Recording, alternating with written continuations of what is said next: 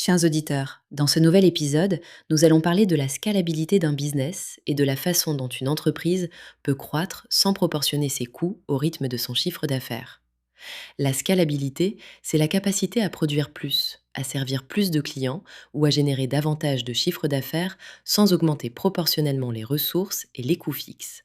Autrement dit, la croissance peut être légère plutôt que lourde. Nous verrons que ce n'est pas un concept réservé aux startups ou au digital. PME, ETI et industrie peuvent devenir plus scalables grâce à une architecture de modèle économique adaptée. En pratique, Scale to Sell observe que beaucoup confondent croissance et scalabilité. Une société peut croître rapidement tout en restant peu scalable si chaque nouveau contrat nécessite autant d'heures supplémentaires que le précédent. À l'inverse, certaines organisations ont automatisé ou standardisé une partie de leur production et ont ainsi doublé leur chiffre d'affaires sans doubler l'équipe. Nous proposons une démarche simple en 4 étapes. D'abord, identifier les activités proportionnelles, celles qui augmentent les coûts à mesure que le volume croît. Puis, repérer les activités reproductibles, faciles à dupliquer.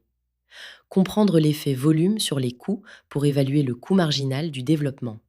Et enfin, chercher les goulots d'étranglement, ces points de friction qui freinent la croissance légère. Parmi les erreurs à éviter, croire que la scalabilité est réservée aux tech, ou multiplier les offres sans les standardiser. Confondre automatisation et scalabilité. Dépendre trop fortement d'experts clés ou ignorer les coûts cachés. Pour aller plus loin, privilégier la standardisation avant l'automatisation. Construire un modèle reproductible et déléguer avec documentation pour réduire la dépendance. Chez Scale to Sell, nous accompagnons les dirigeants à structurer leur entreprise pour la croissance et la valorisation, car une société se vend mieux quand elle est réellement désirable pour l'acquéreur. Dans cet épisode, vous repartirez avec des repères concrets pour rendre votre modèle plus léger, plus rentable et plus attractif. L'expérience terrain de Scale to Sell confirme des chiffres simples. 60 à 80% d'une activité peut être standardisée sans nuire à la qualité. Et cela suffit pour libérer des marges et fluidifier les flux.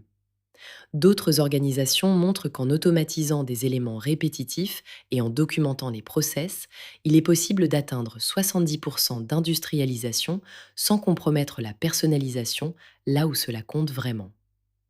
En résumé, la scalabilité n'est pas une magie. C'est une architecture de modèle économique qui combine standardisation, reproductibilité et délégation.